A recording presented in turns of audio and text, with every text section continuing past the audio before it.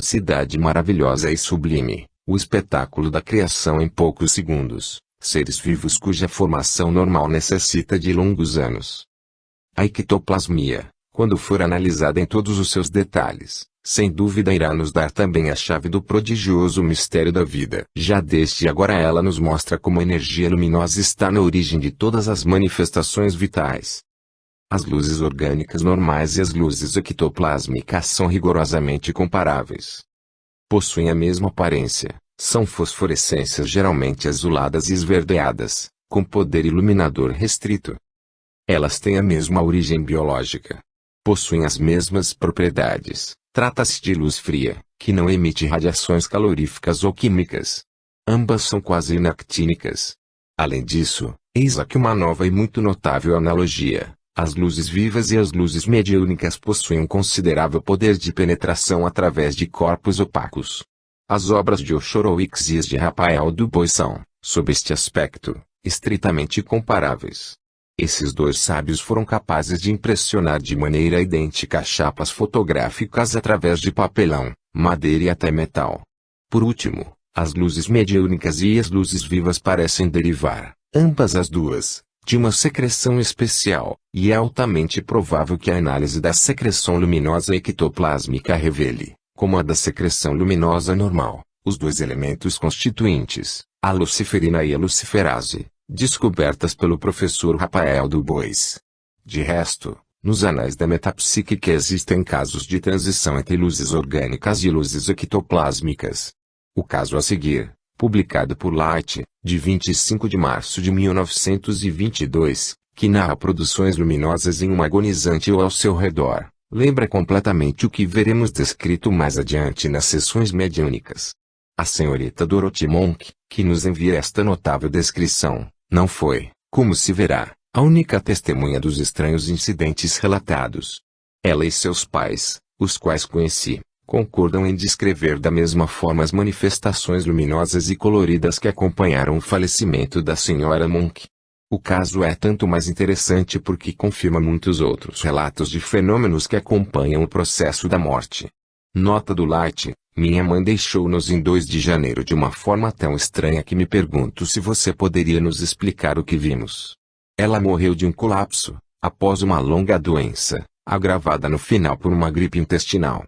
O médico deu-lhe morfina na manhã do sábado para acalmá-la, dormiu placidamente até a noite, depois acordou aos poucos, mas já sem recuperar a consciência plena.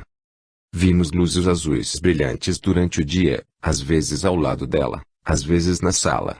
Só as víamos por 1 ou 2 segundos e apenas 1 ou 2 de nós de cada vez.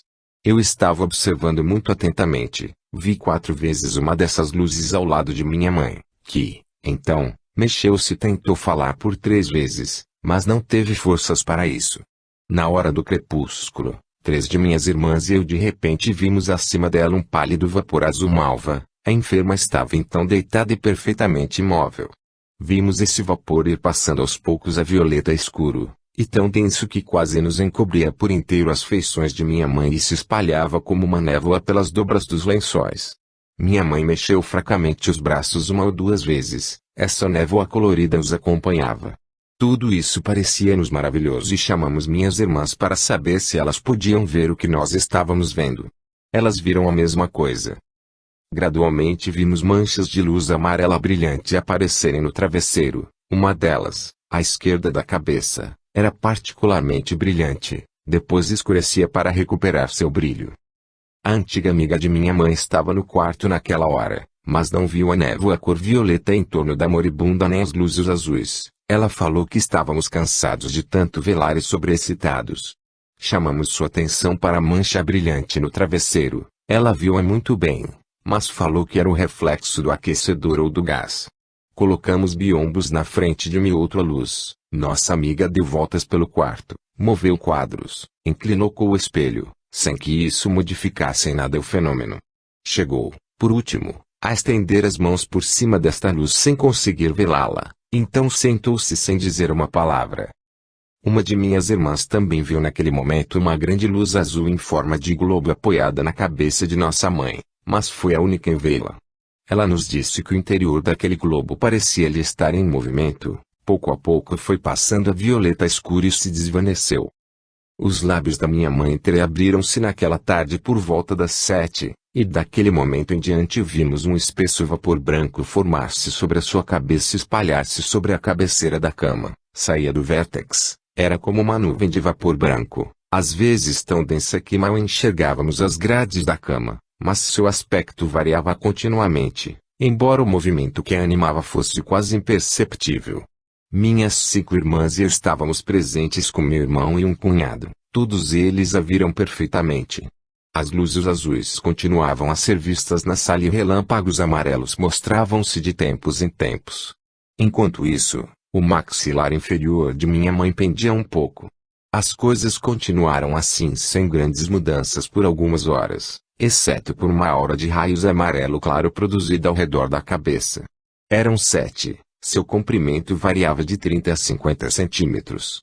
Por volta da meia-noite, tudo havia desaparecido, mas o falecimento não ocorreu até a manhã do dia 2 de janeiro, às 7h17. Extinguiu-se tão docemente, que sua respiração, que nos últimos momentos tornara-se um pouco mais forte, acabou sem qualquer esforço. Cumprimos os últimos deveres para com ela e cobrimos seu corpo com um lençol.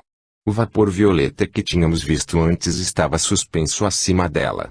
Então saímos da câmara. Dorothy Monk. Que haja nesta história uma parte de ilusão ou sugestão coletiva, é possível, se não provável. Mas não seria razoável atribuir tudo sistematicamente a uma alucinação. Vamos agora apresentar alguns exemplos de fenômenos luminosos ectoplásmicos. Para dizer a verdade, temos apenas uma dificuldade. É a de escolha. Não há, por assim dizer, seção importante de materialização que não seja acompanhada pela produção de luzes. Começaremos expondo o resultado de nossa experiência pessoal. Sem dúvida alguma, essa experiência ainda é limitada, mas permitiu-nos comprovações muito exatas que irão servir para nos orientar neste estudo. A mediunidade de Eva tem fornecido pouco digno de consideração no que diz respeito aos fenômenos luminosos. Tenho visto com frequência manchas ou ectoplasmas um tanto fosforescentes em seu blusão preto. Esta fosforescência estava sujeita a alternativas de aumento e diminuição progressivos, graças aos quais o fenômeno variava constantemente em visibilidade. Nunca vi verdadeiras luzes com este médium. Pelo contrário, com 3 outros médiums, a senhora S., de Roma, e os Res. Franek Kluski e J. Guzik, de Varsóvia, consegui obter a bioluminescência ectoplásmica, em toda a sua intensidade, variedade e beleza.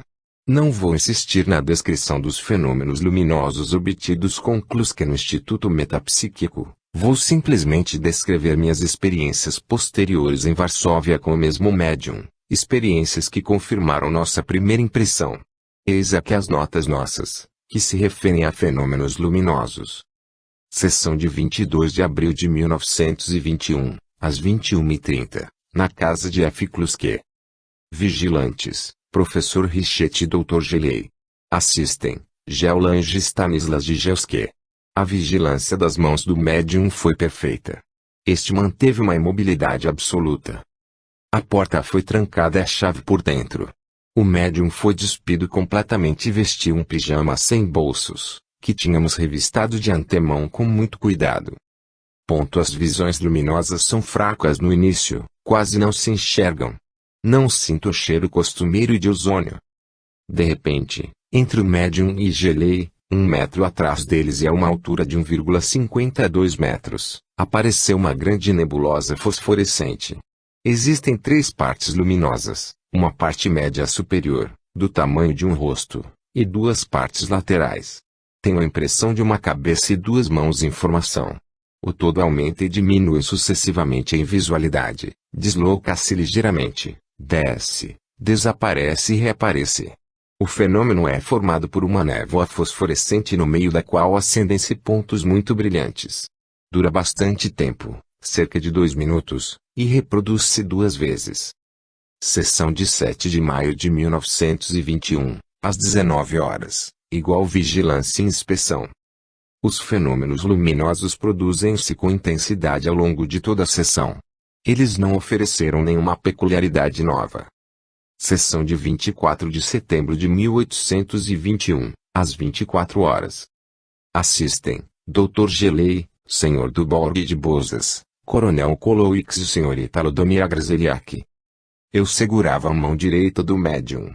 Anotei o seguinte: quase imediatamente fenômenos luminosos que duram até o final da sessão. As luzes são numerosas, vão, vêm, sobem muito alto, afastam-se de nós, regressam, descrevem circuitos variados. São fortes, de dimensões várias, desde a de uma faísca até de um rosto humano. São constituídas por núcleos centrais muito luminosos, rodeados por um nevoeiro menos luminoso. A intensidade do fenômeno é mais forte do que em nossas sessões do inverno passado no Instituto. Sessão de 29 de setembro de 1921, à meia-noite. Fenômenos luminosos menos intensos do que na última sessão. Algumas luzes muito vivas que se movem rapidamente. Repetidas vezes formam-se umas nuvens luminosas atrás do médium. Percebo, muito forte, o cheiro de ozono. Sessão de 30 de setembro, às 23h30, mesma vigilância e inspeção. Desde o início luzes, como de costume. 3 luzes aparecem muito altas. Elas aproximam-se muito de mim, então vejo uma mão luminosa que toca minha testa e sinto o contato de 5 dedos. Então aparece, vagamente luminoso, o rosto de um jovem de 15 a 17 anos. Esta aparição é muito efêmera. Sessão de 24 de abril de 1922, às 10 horas da noite. Kluski não tinha feito nenhuma sessão há 6 meses. Por isso, os fenômenos foram pouco intensos. Vigilância e inspeção absolutamente perfeitas. O professor Richetti segura a mão direita do médium, Gelei segura a mão esquerda. Entre Richetti e Gelei, há apenas um experimentador, o Sr. Djelski. Os 3 experimentadores formam a corrente, de modo que a vigilância recíproca não deixa nada a desejar. Antes da sessão, a sala é minuciosamente inspecionada. Gelei trancou a porta-chave. Desejando o médium nos oferecer uma vigilância e comprovação absoluta, ele se despe completamente, apesar de nossos protestos e do frio. Escuridão. Fenômenos, contatos pouco importantes em Richetti e Gelei, deslocamento ruidoso de objetos atrás de Richetti e do médium. A cada fenômeno telecinético, o médium sobressalta-se e geme, sua mão aperta convulsivamente as de seus vigilantes. O principal fenômeno consiste em belas luzes atrás e acima do médium. Percebe-se o cheiro característico do ozônio. Uma névoa em coluna, vagamente fosforescente, eleva-se acima da cabeça de Kluski. Em seguida, alguns pontos brilhantes acendem-se e apagam-se. Uma vasta cauda luminosa, como uma nebulosa em forma de cometa longo, de 0,50 metros aproximadamente, forma-se atrás de Kluski. A 1 metro de distância e 1 metro também de altura acima de sua cabeça. Esta nebulosa é composta por uma infinidade de minúsculos grãos brilhantes, entre os quais se destacam alguns pontos notavelmente luminosos. Oscila vivamente da direita para a esquerda e vice-versa, sobe e desce. Dura bastante, 1 minuto, desaparece e reaparece várias vezes. Depois da sessão percebo que, apesar do frio, o médium, que está despido há 1 hora, está com muito calor. Ele sua em alguns lugares, axilas e costas. Está cansado. Sessão na sexta-feira, 5 de maio, às 12h30 da noite. Eu vigio a mão esquerda. Assistem, Sr. Osoyeki, Sr. Ai, Coronel Coloix, Dr. Girardi e Sr. Lodomir Grzeliak.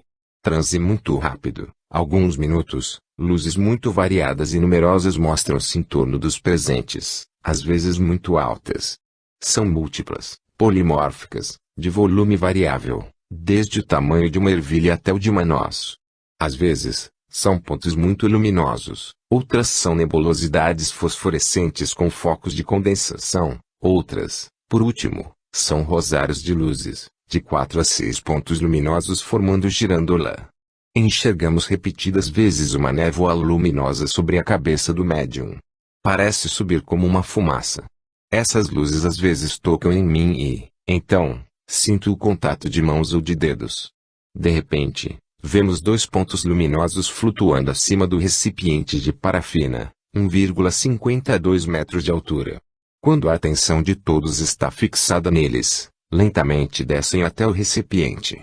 Ouve-se o respingo da parafina.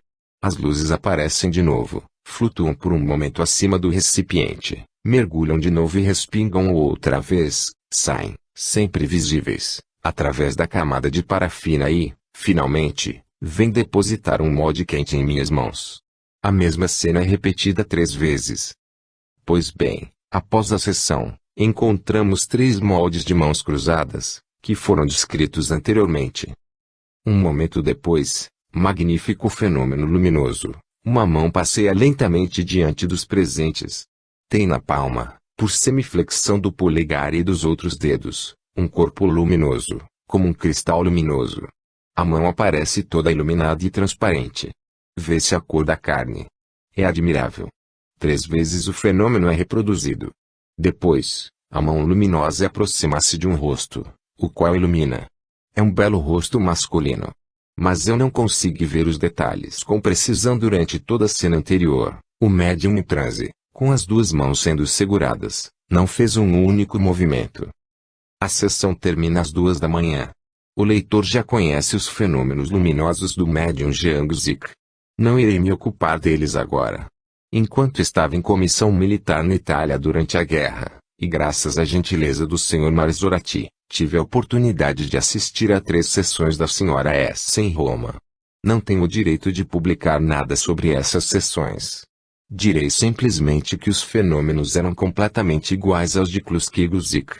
Na casa do Sr. Marzorati, como no Instituto Metapsíquico, a vigilância era absoluta e ele não teria permitido nenhuma trapaça. Digamos claramente, a esse respeito, que se a fraude, por imitação dos fenômenos luminosos, é possível e fácil, impõe como condição sine qua non, quando o médium está estritamente vigiado, a presença de um cúmplice. Mas essa hipótese é inadmissível em nossas experiências. Não poderia haver cúmplice na casa do Sr. Kluski, ou na casa do príncipe Lubomirski, ou na Sociedade Polonesa de Estudos Psíquicos, ou na casa do Sr. Marzorati, ou no Instituto Metapsíquico. Quanto às sessões do Instituto, já descrevi os cuidados tomados para não ter necessidade de falar sobre o assunto novamente. Posso, portanto, afirmar que os fenômenos luminosos constituem um dos elementos primordiais das sessões de ectoplasmia. Secreção luminosa. Tenho observado em diferentes vezes a secreção luminosa. A primeira vez foi em uma das sessões da Sra. S. Uma coluna vagamente fosforescente apareceu por um momento ao meu lado. Dela saiu uma mão luminosa de forma perfeita e tamanho natural. Os 5 dedos, principalmente, estavam iluminados. Esta mão tocou o meu antebraço amigavelmente repetidas vezes. No momento desse leve choque, uma gota de líquido luminoso caiu em minha manga e ali brilhou por 15 ou 20 segundos após o desaparecimento da mão. A manifestação mencionada era inesperada para mim e não deixou de me desconcertar um pouco. Na época, eu era ignorante dos trabalhos do professor Rafael Dubois sobre as secreções luminosas. Não podia eu duvidar da autenticidade metapsíquica do fenômeno, mas não o entendia. No entanto, nada mais simples e natural. Observei uma manifestação totalmente idêntica com o Sr. Kluski, em uma das primeiras sessões realizadas no Instituto. Quando as 2 mãos do médium estavam seguradas com muito cuidado, vimos nas calças do médium uma grande mancha luminosa que durou cerca de 30 segundos, depois desapareceu. Essa mancha muito intensa ainda persistia um instante depois, quando, terminada a sessão, a luz elétrica foi acesa. Também desta vez, apesar da minha confiança em Kluski e da certeza que o nosso procedimento de vigilância me deu, fiquei espantado. Por último, observei também a secreção luminosa com Guzik, uma vez que a minha testa ficou marcada com uma mancha fosforescente por alguns momentos, após o contato com uma entidade materializada e luminosa. O mesmo fenômeno foi reproduzido em experiências recentes feitas com o mesmo médium, ver o que foi relatado acima. Agora vamos passar em revista as principais observações clássicas das sessões de materialização. Veremos que, em todos os lugares e sempre, as coisas acontecem da mesma maneira. O Sr. Delany, em seu belo livro, As Aparições Materializadas, faz um resumo dos fatos do modo seguinte. Seria necessário fazer um estudo especial completo sobre as manifestações luminosas que acontecem durante as sessões às escuras. Ora aparecem em forma de estrelas, de relâmpagos, de manchas mais ou menos brilhantes de cor azul esverdeada, ora aparecem no espaço, ora são uma espécie de névoas amorfas e luminosas, ora flutuam em torno do médium ou de outros assistentes, afetando também formas ovoides ou anulares, ou apresentado o aspecto de simples manchas. Em outras circunstâncias, é a própria aparição que tem um brilho particular que a torna visível. Parece que ela emite a luz por todas as partes do seu ser e que das vestes emana uma espécie de fosforescência bastante viva, mas que não ilumina os objetos ao redor. Por último, são conhecidos casos em que a luz irradia, seja das mãos de uma aparição, servindo para iluminar, seja de um corpo sólido, duro, que pode afetar as mais variadas formas. Em geral, essas luminárias possuem uma cor e um brilho especiais que é bem difícil definir exatamente. Seu aspecto assemelha-se à luminosidade observada em tubos de vácuo, mas sem que essa analogia seja muito forte. Entre as observações, extremamente numerosas, da biofotogênese metapsíquica, iremos nos contentar com citar aquelas que foram relatadas por alguns sábios. Eis, em primeiro lugar, o resumo sintético de Crocas. Essas manifestações, sendo um pouco fracas em intensidade, geralmente exigem que a sala não seja iluminada. Nem preciso lembrar a meus leitores que em tais condições tenho tomado todas as precauções apropriadas para evitar que elas me fossem feitas com óleo fosforado ou outros meios. Mas ainda, muitas dessas luzes eram de tal natureza que não fui capaz de chegar a imitá-las por meios artificiais. Sob as mais rigorosas condições de vigilância, eu vi um corpo sólido, luminoso por si mesmo, com o volume e a forma aproximados de um ovo de peru flutuar silenciosamente atravessando a sala, elevar-se mais alto do que qualquer um dos presentes poderia ter feito, mesmo ficando na ponta dos pés e, em seguida, descer suavemente sobre o pavimento. Este objeto ficou visível por mais de 10 minutos e, antes de desaparecer, atingiu a mesa 3 vezes com um ruído semelhante ao de um corpo duro e sólido. Durante todo esse tempo, o médium esteve deitado em uma chaise longue e parecia completamente insensível. Tenho visto pontos de luz brotando de um lado e do outro e repousar na cabeça de diferentes pessoas. Tive respostas a perguntas que fiz, através de faíscas de luz brilhante, que ocorreram diante do meu rosto e no número de vezes pedido por mim.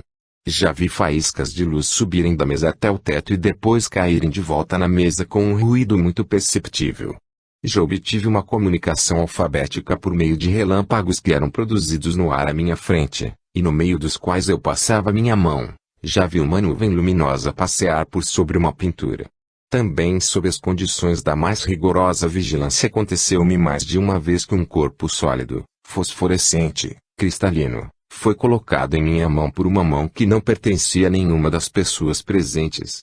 Em plena luz, vi uma nuvem luminosa pairar sobre um heliotrópio localizado em uma mesa ao nosso lado, quebrar um galho e dá-lo a uma senhora. Em algumas circunstâncias eu vi uma nuvem semelhante condensar-se diante de nossos olhos, tomando a forma de uma mão e transportar pequenos objetos. Já vi mais de uma vez um objeto que a princípio desloca-se, depois uma nuvem luminosa que parecia formar-se ao seu redor e, por fim, a nuvem condensava-se, tomava forma e se transformava em uma mão perfeitamente feita. Essa mão nem sempre é uma simples forma, às vezes parece animada e muito graciosa, os dedos movem-se e a carne parece tão humana quanto a de todas as pessoas ali presentes. No punho ou no braço torna-se vaporosa e perde-se em uma nuvem luminosa. Ao toque, essas mãos parecem, às vezes frias como gelo e mortas, outras vezes, elas pareceram-me quentes e vivas e apertaram as minhas com o apertão de um velho amigo. Em outro lugar, Crocas relata: uma mão luminosa desceu do teto da sala e, depois de pairar ao meu lado por alguns segundos, tirou o lápis da minha mão, escreveu rapidamente em uma folha de papel, largou o lápis e imediatamente subiu acima de nossas cabeças e perdeu-se na escuridão. Maiers, em seu estudo sobre a mediunidade de Stinton Moses, cita muito numerosas observações de fenômenos luminosos. Durante uma imponente manifestação de imperador, guia do médium, todos os presentes, eram 3, Enxergavam de vez em quando um vapor luminoso que ia e vinha em volta das pilastras da mesa. Em outros casos, eram pequenos globos luminosos que brilhavam com resplendor contínuo e circulavam pela sala. Essas luzes não irradiavam, ou seja, não iluminavam o espaço circundante. Encontramos na descrição da sessão de 11 de agosto esse mesmo detalhe característico de que as luzes estão circundadas por véus. Mentor, um dos guias, fez o Dr. Speer notar uma veste luminosa e por 2 vezes apresentou ante seu rosto uma luz grande e brilhante do volume de um globo de lâmpada. Em outra circunstância é um vapor luminoso que envolve um anel que está no meio da mesa. Tendo a Sra. Speer aproximado sua mão, ela retirou toda a luminosa. Os experimentadores de Eusápia observaram fenômenos semelhantes, embora menos intensos. O médium estava especialmente treinado para a telecinesia. Eis aqui o resumo do Sr. Delany. Aparições de pontos fosforescentes de muito curta duração, uma fração de segundo, e de luzes, principalmente discos que frequentemente se desdobram, também de muito curta duração. Em Roma, pequenos globos fosforescentes que esvoaçam sobre a cabeça dos experimentadores, os quais, todos eles, estavam vendo o fenômeno no mesmo instante da mesma maneira. Em Varsóvia, as luzes assumiram as mais variadas formas, faíscas douradas, jatos de luz de 2 a 3 centímetros. O general Starzinski observou um disco pouco luminoso, do tamanho de um olho humano. Esta luz tinha a forma de uma espiral achatada. Em Carqueirane, o professor Lodge viu, com os outros participantes, luzes como vagalumes cruzando a sala. Em Paris, durante as sessões da Sociedade Francesa de Estudos dos Fenômenos Psíquicos, testemunhei várias vezes a produção daquelas estrelas azuladas luminosas que se assemelhavam a pontos luminosos que caem em jatos após o lançamento de um foguete. Essas luzes nasciam nas proximidades do médium. Em Montfort-la-Maurie, o Sr. de Fontenay observa na segunda sessão, no gabinete, uma luz em linha vertical, branca, que acendeu e apagou várias vezes. No decurso da terceira sessão foi na sala, no teto, que se produziu uma luz de forma retangular, ou melhor, de elipse alongada, como seria a secção reta de um feixe de luz que partisse do gabinete. Terminaremos assinalando, a título de documentário, a muito curiosa observação do pintor James Tissot e a sua magnífica gravura, do natural, de uma dupla materialização obtida pela mediunidade de Eglinton. Lâmina 52, Fig. 103. Vejo então ali, ao meu lado, uma forma humana, iluminada por um foco luminoso que sai do seu peito, luz muito azulada. A cabeça, coberta com um tecido, parece-me muito pequena, apenas como uma maçã. Depois cresce. Eu vejo um rosto de mulher completamente formado, inclinando-se em minha direção, olhando para mim. É Katy, sim, com certeza é ela. Eu vejo seu queixo. Parece-me menor do que eu costumava pintá-lo. Reencontro o modelo de seu sorriso angelical, cheio de doçura. Sim. É, na verdade, Katy. Seu colo, tão pequeno, vê-se por entre o tecido que cai sobre o peito. Depois, nada. Os meus companheiros ao lado, vendo a materialização do rosto, exclamavam: "Oh! What a sweet face! Oh pretty! Oh, que doce rosto! Que linda ela é!" Eis aqui Katy, que reaparece, desta vez mais visível. É realmente uma pessoa de aparência viva que tenho diante de mim. O rosto é azulado, como se iluminado pela lua. Sim, de fato, é minha Katy. Mas ela desaparece antes que eu pudesse ver a iluminação das mãos. Após alguns instantes ela volta, e então eu observo tudo muito bem. As 2 mãos juntas parecem segurar um cristal luminoso, iluminado como pela eletricidade acumulada na região do estômago. A figura desaparece. Será que isso acabou?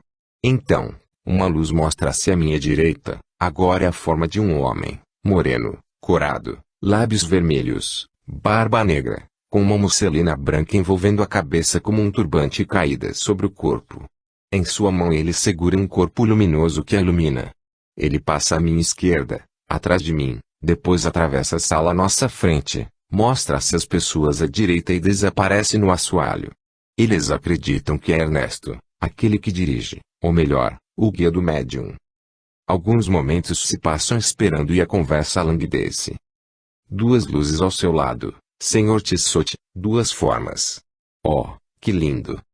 Eu olho para a direita, uno as mãos dos meus companheiros da direita e da esquerda na minha mão esquerda para não interromper a corrente, ficando assim com a possibilidade de me voltar para trás com mais conforto. Vejo então um grupo admirável, iluminado por esta mesma luz azulada que mencionei antes, só que mais branca, como se tivessem arranhando a lua e colocado os pedacinhos nas mãos desses seres que surgiam. É a forma do mesmo homem com certo aspecto de índio, que conduz uma jovem Cacati. Eu exclamo em voz baixa, como isso é lindo! É muito mais belo do que eu imaginava. É realmente Cati. Observo tudo, as dobras dos tecidos, a disposição das mãos. Uma das mãos do homem aproxima-se de Cati, como que para iluminá-la melhor, a outra envolve em suas roupagens. Parece conduzi-la como a uma filha ou irmã. Em todas as observações anteriores, as luzes estão mais ou menos diretamente ligadas com órgãos materializados, ou pelo menos com materializações esboçadas. Trata-se, em tais casos, de um puro fenômeno de biologia metapsíquica. Em alguns médiums, a manifestação biológica assume, mais raramente, uma aparência de fenômeno físico. É o caso do médium Herto. Por último, a manifestação pode ser mista, afetar o aspecto de uma descarga elétrica, ficando, é claro, relacionada ao processo de materialização. A senhora Silbert, de Graz, emite relâmpagos como Herto, relâmpagos que saem dos dedos ou do tronco. Esses relâmpagos permitem, às vezes, ver as formas ectoplásmicas, que também podem emitir resplendores análogos aos do médium. Eis a muito interessante observação do Dr. Dijen Knut Singh. Em 15 de dezembro de 1921, vemos um fantasma completo aparecer na porta da alcova, projeta resplendores que o iluminam. Isso renova-se umas 10 vezes. A desmaterialização também foi possível ser observada com essa luz. O fantasma foi apequenando, diminuindo, derreteu. Anner viu em determinado momento, através do fantasma, alguns objetos que estavam atrás dele, à luz daqueles resplendores. Em outra aparição do fantasma, os relâmpagos vinham alternadamente da senhora S., saíam de sua axila, e do fantasma. Os resplendores eram vivos, como que azulados e duravam de 2 a 5 segundos. Eles continuaram mesmo depois que o fantasma se desvaneceu. No final, enxergava-se apenas uma pequena imagem disforme no chão, ao lado da senhora S., da qual alguns relâmpagos ainda saíam. Provavelmente haverá uma oportunidade de testar outras modalidades da fotogênese metapsíquica. O que é importante retermos deste estudo é que esse fenômeno é um dos mais frequentes, um dos mais notáveis e um dos mais instrutivos das sessões de ectoplasmia. A biofotogênese metapsíquica não é apenas uma manifestação do mais alto interesse, traz consigo ensinamentos importantes tanto do ponto de vista geral da luz viva quanto do ponto de vista especial da ectoplasmia. Por enquanto, iremos nos contentar situando-nos nesse último ponto de vista. Podemos completar nosso conceito sobre o processo ectoplásmico. De tudo o que sabemos hoje resultam as seguintes conclusões: a condição primordial da ectoplasmia reside na descentralização anatomobiológica do corpo do médium e na exteriorização dos elementos descentralizados no estado amorfo, sólido, líquido ou gasoso. Essa descentralização é acompanhada pela liberação de uma proporção considerável de energia vital. A energia vital assim liberada pode ser transformada em energia mecânica, daí a telecinesia e as batidas. Pode ser transformado em energia luminosa, daí a produção de luz viva inteiramente análoga à luz viva normal. Umas vezes a energia da luz parece se condensar neste ou naquele organismo materializado ou em vias de materialização, outras vezes, depende de uma secreção fosforescente, suscetível de se aglomerar e formar verdadeiras lâmpadas vivas. Em outras, por último, ela se manifesta na forma de descargas ou relâmpagos. A mesma energia vital que se manifesta pela telecinesia e bioluminescência pode chegar a organizar ectoplasmas amorfos. Então, ela cria positivamente seres ou fragmentos de seres vivos efêmeros. As materializações perfeitas constituem a fase terminal superior da ectoplasmia. Essas fases essenciais da ectoplasmia precisam ser submetidas agora a uma análise minuciosa e detalhada. Talvez sejamos censurados por não termos, antes de mais nada, recorrido a tal análise. Responderemos simplesmente que o estudo analítico indispensável será singularmente facilitado pelo nosso conhecimento sintético do maravilhoso processo. Entretanto, e sem este último, teria plausivelmente nos levado a inúmeras provações, ilusões fracassadas ou erros desastrosos. PS. Tivemos ocasião de falar frequentemente em nossas atas das variações alternativas no brilho das luminosidades metapsíquicas. O fenômeno também é observado nas luzes vivas normais. Eis um exemplo notável citado por Rafael Dubois. Foram retirados das profundezas do Golfo da Gasconha, entre outros, exemplares pertencentes à família das gorgônias que devem ter formado verdadeiras florestas luminosas no fundo do mar, porque estes políporos podem atingir até 2 metros de altura. Içados sobre a ponte do talismã, que os tinha pescado, eles produziam jogos de luz cujo resplendor era atenuado, depois reavivado, passando do violeta ao púrpura, do púrpura ao vermelho, ao laranja, ao azul e a diferentes tons de verde, às vezes até o vermelho, branco, e esta não é uma das peculiaridades menos curiosas da luz fria fisiológica. A claridade era tão viva que era possível ler a uma distância de 6 metros. Capítulo 6. Analogia das experiências do Instituto Geral Psicológico com as do Instituto Metapsíquico Internacional. As experiências do Instituto Geral Psicológico com Eusápia Palladino constituem uma das mais preciosas contribuições aos nossos estudos. Sua longa duração, 3 anos, 1905, 1906, 1907, a minúcia e perfeição da vigilância humana e experimental, o alto valor dos sábios que as realizaram, Sres. D'Arsonval, Gilbert, Ballet, Bergson, de Gramonte, Sr. e Sra. Curie, Richet, confere a essas experiências um caráter verdadeiramente decisivo. Contudo, os resultados obtidos no Instituto Geral Psicológico concordam notavelmente com os BMs. Sem dúvida existem diferenças e ainda muito importantes, mas são diferenças de detalhes e não essenciais. Daremos a conhecer aos nossos leitores algumas das principais atas taquigráficas das sessões realizadas no Instituto Geral Psicológico, tal como constam do relatório oficial, e as compararemos sucessivamente com os nossos próprios documentos. As conclusões que se seguem desta comparação impõem-se por si mesmas e, portanto, não adicionaremos nenhum comentário a este trabalho. Batidas. As batidas têm sido frequentes nas sessões do Instituto Geral Psicológico. Eis aqui, a título de exemplo, alguns trechos das atas. O mais frequente é que os golpes ocorram depois que Eusápia fez simulação deles. Nota. Os algarismos romanos que seguem a designação do ano indicam o número da sessão. As cifras arábicas a seguir marcam a página do registro taquigráfico. 1905-46. O Sr. D'Arsonval vigia a mão esquerda e os joelhos de Eusápia. O Sr. Ballet vigia a mão direita. Eusápia dá batidas no ar. Respondem batidas na mesa. O Sr. Ballet dá 3 batidas na mesa. Ouve-se repetir as 3 batidas. O Sr. D'Arsonval rasca na mesa 2 vezes. Respondem rascando na mesa. O Sr. Ballet arranha a mesa. Um ruído semelhante é ouvido pouco depois. 1915-14. Eusápia bate com a mão esquerda no ombro do Sr. Curie, e batidas correspondentes são ouvidas na mesa.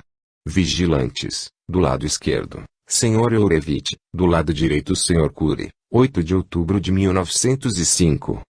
Eusápia rasca na mão do Sr. Curie, e ouve-se rascar na mesa. Os mesmos vigilantes, 1907-28, Eusápia diz que quer bater com a cabeça na mesa, e inclina sua cabeça para a mesa 3 vezes e 3 fortes batidas são ouvidas na mesa. Vigilantes, à esquerda, Sra. Curie, à direita, Sr. Debierne.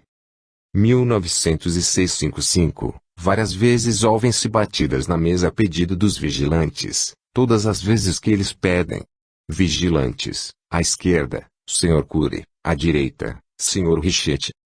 1907-53. Eusápia, à distância da mesa, faz um gesto de bater e ouvem-se batidas na mesa que está na cabine.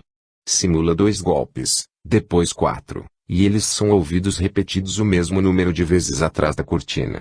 Vigilantes, à esquerda, Senhora Curie, à direita, Senhor Perrin.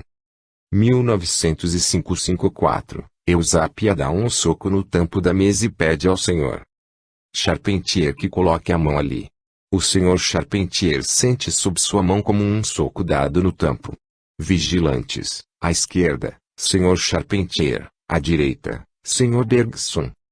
1905-412, Eusápia dá leves tapas nas costas do Sr. Balete, e o mesmo número de batidas repetem-se sob a mão do Sr. Darsonval, colocada na mesa pedestal, 1 metro à esquerda do sujeito.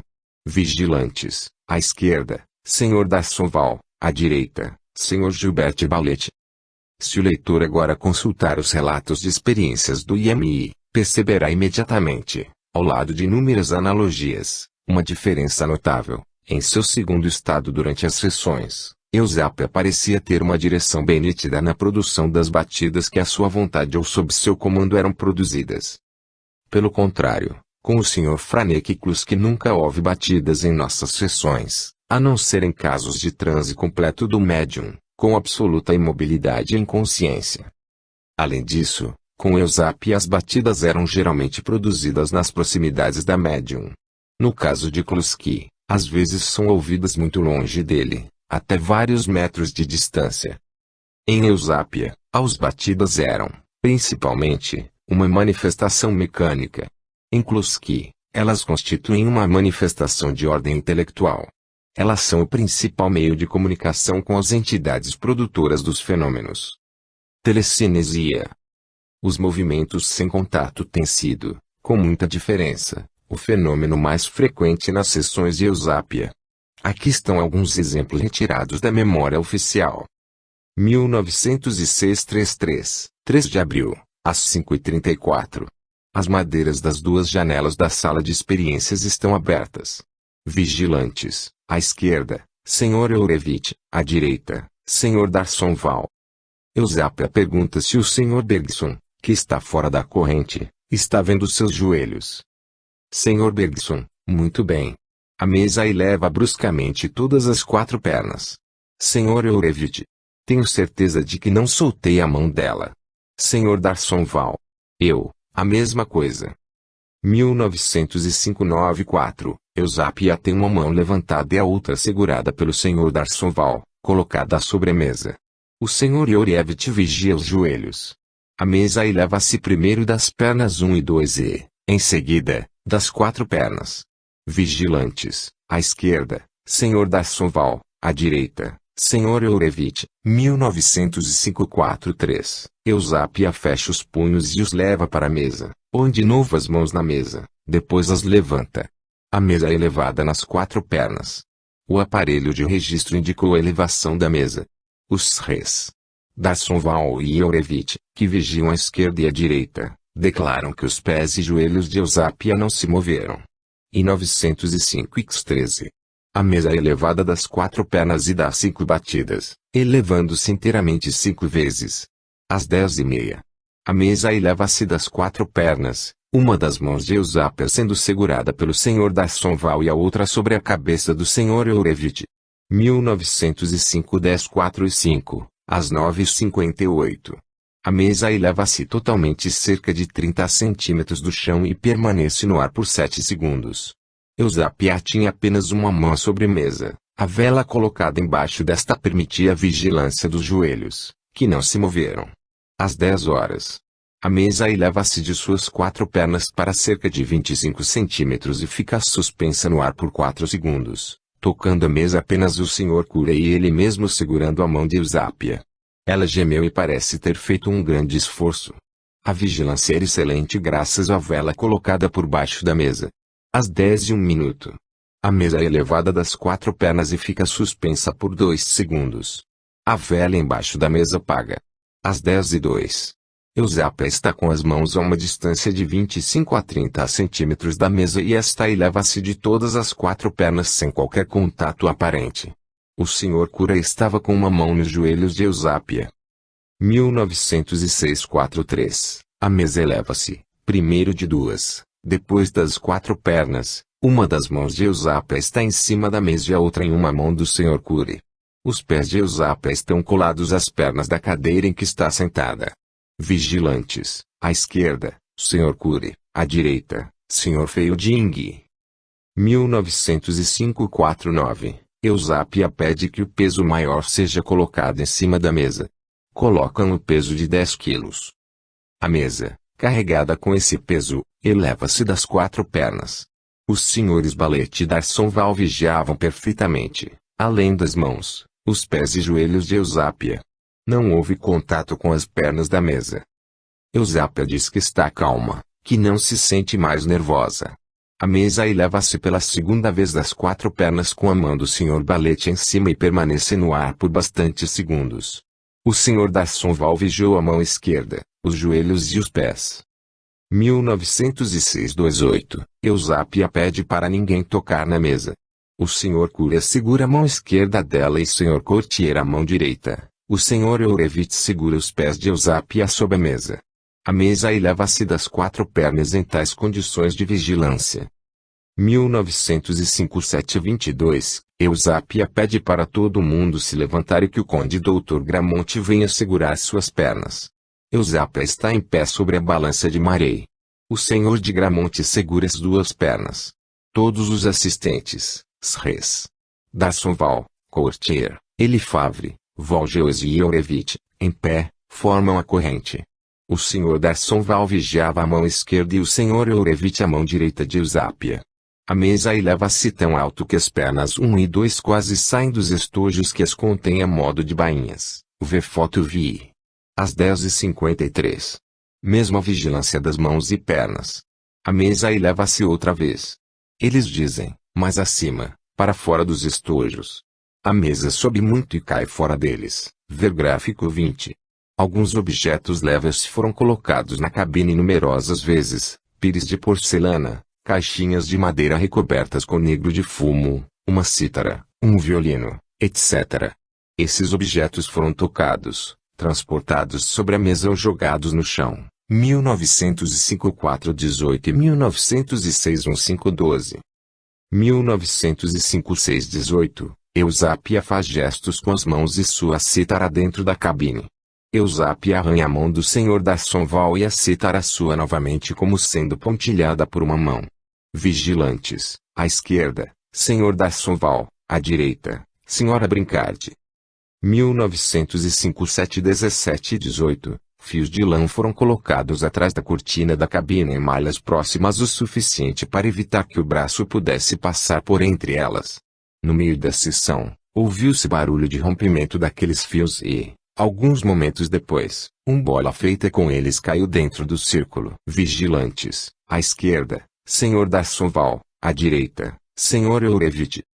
De outra feita, uma cantoneira pregada em um canto, dentro da cabine, foi arrancada de seus suportes. 1905-12-20, 22. Vigilantes, à esquerda, a Marquesa de Ganay, à direita, senhor Langevin. Objetos muito mais pesados foram deslocados, elevados e transportados, por exemplo, um banquinho de 1 metro de altura, carregado com um balde cheio de argila. 1905-10-24. O referido banquinho estava na cabine. Ele foi visto entrando e saindo várias vezes pela abertura da cortina. Foi expresso o desejo de que o balde de argila fosse transportado para a mesa. Eusápia pediu para concentrarem as vontades para que isso acontecesse, e de fato aconteceu. O banquinho foi então levantado até o ombro do Sr. Cury. O recipiente de argila pesava 7 quilos e exigia grande esforço para ser erguido e segurado com uma só mão. O balde media 30 centímetros de comprimento por 24 de largura. Vigilantes, à esquerda, Sr. Komiakov, à direita, Sr. Cury. Já falamos de uma mesinha pedestal, normalmente feita de madeira branca, localizada a 1 metro de Eusápia, à sua esquerda. Esta mesa pedestal foi deslocada muitas vezes e elevada completamente em diferentes circunstâncias.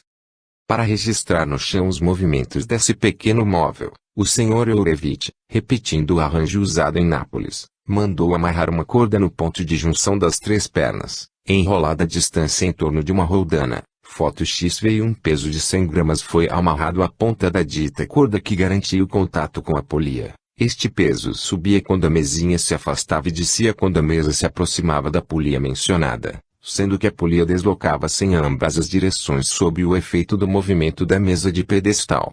Essa polia estava conectada à outra por meio de uma corda de transmissão, e sobre essa corda foi fixado um estilete, apoiado no papel fumê de um cilindro de maré. Quando a mesinha estava em movimento, o estilete inscrevia no cilindro traços correspondentes aos movimentos de aproximação ou afastamento da mesinha. Possuímos numerosos gráficos desses movimentos. Na figura 23 podemos ver que a mesa pedestal avançou 2 vezes, depois retrocedeu 2 vezes, depois avançou para retroceder novamente. É claro que essas linhas não indicam como os movimentos sucessivos do móvel foram realizados, mas elas testemunham que tais movimentos realmente existiram, que não temos sido, como algumas pessoas afirmam, joguetes de uma ilusão, e nos permitem medir os deslocamentos. Voltemos agora para o taquigrafado nas seções. 1905-45, Eusápia fecha os punhos com as mãos para o alto, não na corrente, e faz gestos de chamado e repulsa. A mesa pedestal avança e retrocede em sincronia. Vigilantes, à esquerda, Sr. D'Assonval, à direita, Sr. Eurevich, 14 de abril de 1905. Eusápia, segurando a mão esquerda do Sr. Balete com a sua direita, avança sobre a mesa de experiências em direção à mesa pedestal, que se eleva. O Sr. Balete retira sua mão, a mesa pedestal aproxima-se. O Sr. D'Assonval segurava a mão esquerda de Eusápia.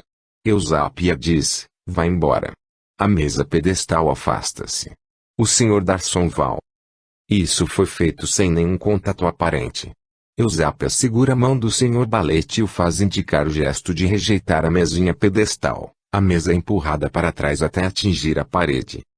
1906-410, a mesa pedestal, colocada à esquerda de Eusápia, a cerca de 50 centímetros de sua cadeira, eleva-se completamente, enquanto os pés de Eusápia estão amarrados às pernas de sua cadeira por laços e seus punhos amarrados aos punhos dos vigilantes.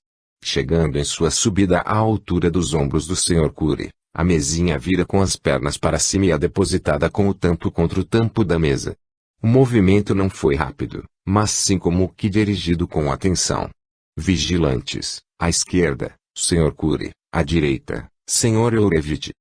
O que é incrível, diz o Sr. Cury, é a precisão com que a mesinha anda sem tocar em ninguém. Descreveu uma bela curva quando veio se colocar sobre a mesa, mas não tocou absolutamente em mim. 1905-412, a mesinha pedestal eleva-se sob a mão do Sr. D'Assonval, que exerce pressão ao contrário. O Sr. D'Assonval. Minha pressão correspondia a um peso de 2 a 3 quilos. A mesinha é transportada até a ser colocada em cima da mesa. Tentam rejeitá-la, sem conseguir. De repente, ela se eleva a uma altura de 50 centímetros e coloca-se sobre um ombro do Sr. D'Assonval. A seguir ela volta de novo para cima da mesa. Os Srs. Balete e D'Assonval esforçam-se em empurrá-la e sentem grande resistência. O Sr. D'Assonval.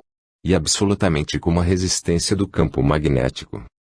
Vemos como o fenômeno é preciso e indiscutível. Em sua bela memória oficial, o Sr. Courtier enfatiza que existem 2 fenômenos de telecinesia que devem ser estabelecidos acima de qualquer discussão. 1. A elevação completa da mesa com as pernas enfiadas dentro de estojos inamovíveis, fixos ao chão, enquanto a vigilância das mãos e joelhos da médium era perfeita.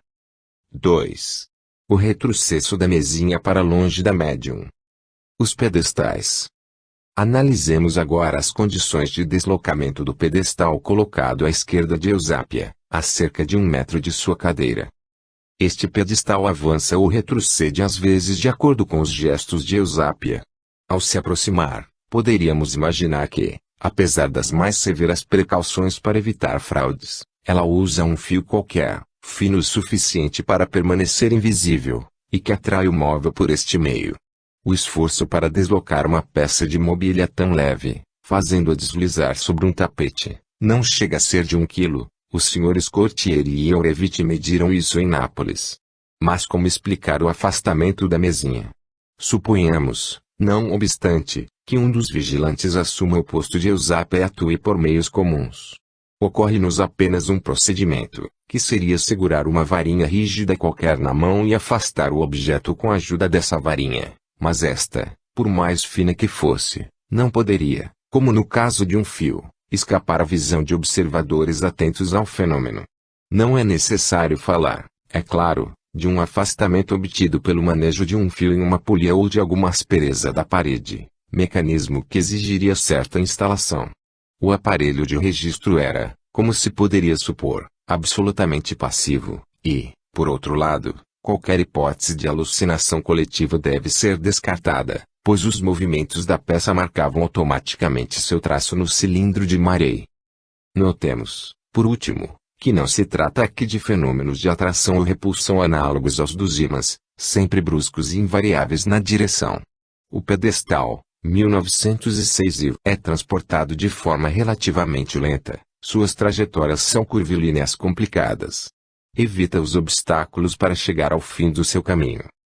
Lembremos que em 6 de abril de 1906, Eusápia concordou em ter seus pés amarrados às pernas da cadeira por meio de cordões. Durante a sessão, ela manteve seus punhos amarrados aos de seus vigilantes da esquerda e da direita, Sres, Curry e Fielding. O Sr. Currier, sentado cerca de 1 metro atrás do Sr. Curry, viu claramente a mesinha de pedestal, que estava a cerca de 50 centímetros da cadeira de Eusápia, elevar-se do chão, e não percebeu nenhuma mão que a segurasse. Essa mesinha subiu até a altura dos ombros do Sr. Curry, girou no ar e veio colocar-se, com as pernas para cima, sobre mesa de experiências, na frente de Eusápia. Já citamos, retiradas da ata taquigráfica, as seguintes palavras do Sr. Curry: o que é incrível é a precisão com que o pedestal passa sem tocar em ninguém. Descreveu uma bela curva e não tocou absolutamente em mim. Nem o Sr. Curry, nem o Sr. Fielding, nem o Sr. Eurevich, nem o Sr. Courtier, diante dos quais o fato aconteceu com luz suficiente para analisar as suas fases, viram ou verificaram naquele momento qualquer movimento suspeito do sujeito, que permaneceu, como já foi dito, com ligaduras nos pés e nos punhos. A mesinha de 3 pernas transportada naquela noite tinha um tampo circular de 40 centímetros de diâmetro, media 55 centímetros de altura e pesava 1.250 quilos. Em nossas sessões com Klossky, evitamos ao máximo os fenômenos de telecinesia, preferindo a ectoplasmia completa. Portanto, tivemos poucos fenômenos de movimentos sem contatos.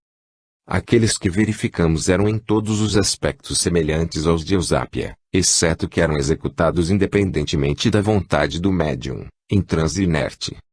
Contatos. A mesma notável analogia no tocante aos contatos.